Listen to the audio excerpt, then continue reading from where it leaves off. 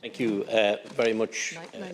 This is a very anti-rural Ireland budget. And to be honest, reading the many emails I got this evening about this budget from various organisations, be wary, Fine Gael and Fianna Fáil politicians, when you go back to your constituencies, because you're going to get in on the neck. They're furious. Farming organisations, rural people that are working hard. And why?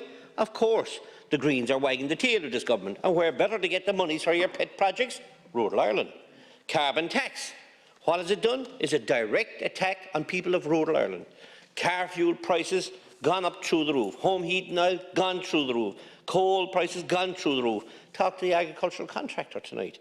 Talk to the lorry drivers. Talk to the mother and fathers who try to take their children to school in the morning, who try to go to work every day in rural Ireland, who don't have the public transport. Speak to them. And talk to them, how do they think about this budget? And I can tell you, they'll make it very, very clear to you what they feel about this budget. There is extra fuel allowance for people, which is desperately needed at this stage. But what I'm finding is a huge increase of people coming to my constituency office looking to get it on the fuel allowance scheme. And they can't. They're falling between cracks because there's no expenditure allowed on the scheme. It's all of what your earnings are, but not what your expenses are, which is terrible unfair. You had an opportunity to have a 0% on insulation products, or something that the Rural Independent Group wanted to put forward, so that we'd encourage people to insulate their homes.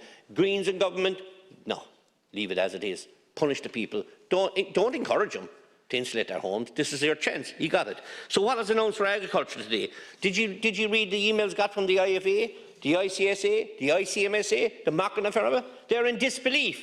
They're baffled. They're baffled by what you done. You do nothing for the farmer.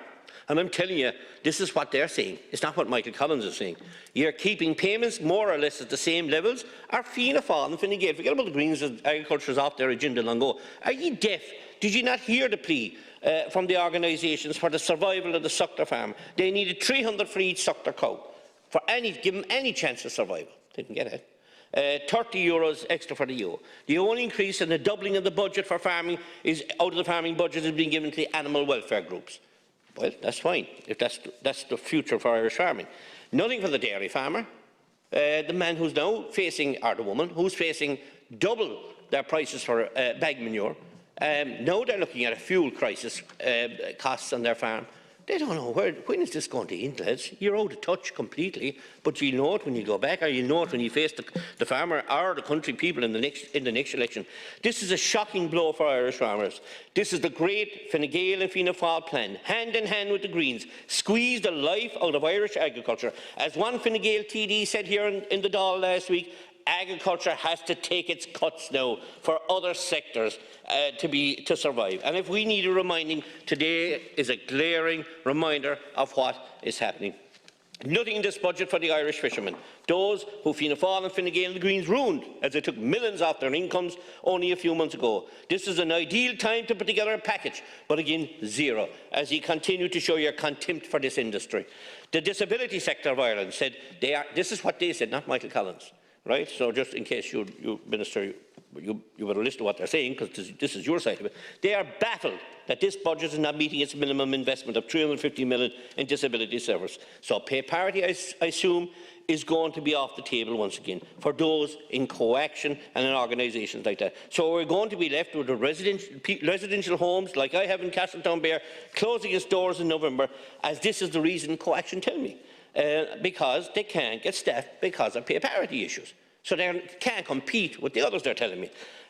Was there any budget set aside in this government in relation to health or disabilities for remote workers, to encourage people to work in remote communities? We need to do that. That's the real world. This is the facts. We have South Dock in Castletownbere, that's collapsing. You have, because they can't find anybody to go there, because this is what I've been told by the Health Board. You have co-action saying they can't get workers anywhere throughout West Cork because you have pay parity, and it's one issue on top of the other. And now we're seeing residential units close. And I did contact you, Minister, about this issue at the latter end of September, about the Castletownbere issue and the close of the residential units. You did come back to me in an email on the 29th saying that you'd look into the matter and come back further. The clock is ticking, Minister. And these residential homes are closing, and people with intellectual disabilities are asked to go 100 kilometres away from their home. That can't happen. It can't happen on your watch or anybody's watch if there's any respect on you. So I'd plead with you to do everything in your power to resolve this issue. We have 1 million people on waiting lists, and Laskin Court, I'm not sure of my time. You might watch it. I'll come in. Thank you. We have 1 million people on waiting lists. Many of these are in serious pain, but this budget is not going to touch and tackle the issue. The crisis, and we laid it out in relation to our submissions in relation to the budget, the Rural and Independent Group. For us to tackle this issue, we need hospitals in this country to open 24/7, not just carry on a few hours every day, and some of them, like my own Bantry General Hospital, the surgical unit is only open 2 days a week. That's scandalous carry on, and people suffering in serious pain, and people going blind, or people, whatever, pain is pain, to the hip, wherever it is. Some of them might be very small surgical procedures, more might be very important surgical procedures, Minister. It's not happening, and there's 1 million people waiting here. It's a crazy, insane situation. Nothing for the student nurses in this budget. The health system in this country, I hate to say it's on the verge of collapse because it's almost collapsed, and blind people can see that. No, as I said, no South Dock service in rural communities several nights a week. It's just incredible to think this. And it's hard in my time to fit in, but I will have more maybe time tomorrow. The €5 increase is very welcome, the pension for elderly people, and to be a fool not to welcome that. But remember, that was the first increase in many years. So they've fallen €15 behind because he failed to increase their pension other years. So they're now €10 behind. And it's a terrible, unfair situation. I welcome the youth travel card, 50% 50% decrease in the cost of young people that are travelling in public transport. That has to be welcomed, in fairness, for young people. One small problem: we don't have transport in rural Ireland, so it will be brilliant for the people of the Dublins and the Corks and the Galways, but I would really like to see the people of rural Ireland having a proper transport service, so them children could go on the bus, could link onto another bus and get to college. Not 3 or 4 days, but I'm talking the one day that they start the journey. And that's a serious issue we have. 1.4 billion on the NDP plan. Sure, we saw that. Sure, Eamon Ryan and Micheál Martin and what's the other fella, Leo Varadkar, kicking around ball inside in Páirc Uí Chaoimh last week, but they forgot that the ball don't kick it down to West Cork at all, and there's no roads going to get a brown cent down there. Not one bypass. 20 years ago was the last time there was money spent down there on the roads in West Cork. But you forgot to kick the ball down there this time. So the ball is kicked up the road somewhere.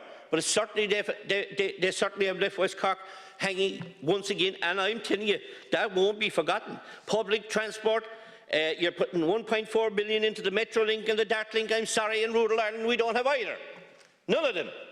So it looks to me as if we're going to be spending money, massive amount of money on carbon tax, on our fuel, so we can buy more and more fancy buses like the last 3 Eamon Ryan bought above in Dublin was 2.4 million. Where are we going to stop, lads?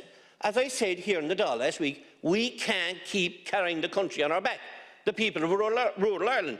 This budget was an ideal opportunity to try and turn this around, and he failed miserably to make any movement in relation to helping the incomes of the people of rural Ireland. 980 SNAs. I was in a board of management meeting last night in West Cork. There's one school, and it's not the same school I was at. I got a call yesterday. They needed 3 SNAs in the one school. They're getting a half an SNA. This isn't going to scratch the surface. Sadly, it's not going to scratch the surface. I wish to God, and I wish to think it would, but it won't.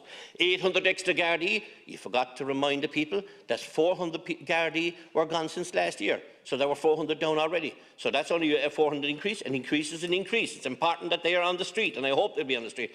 But I'm telling you now, I've only 8 seconds left. This is not going to be accepted, this budget in rural Ireland, and I certainly will not be supporting it. Thank you.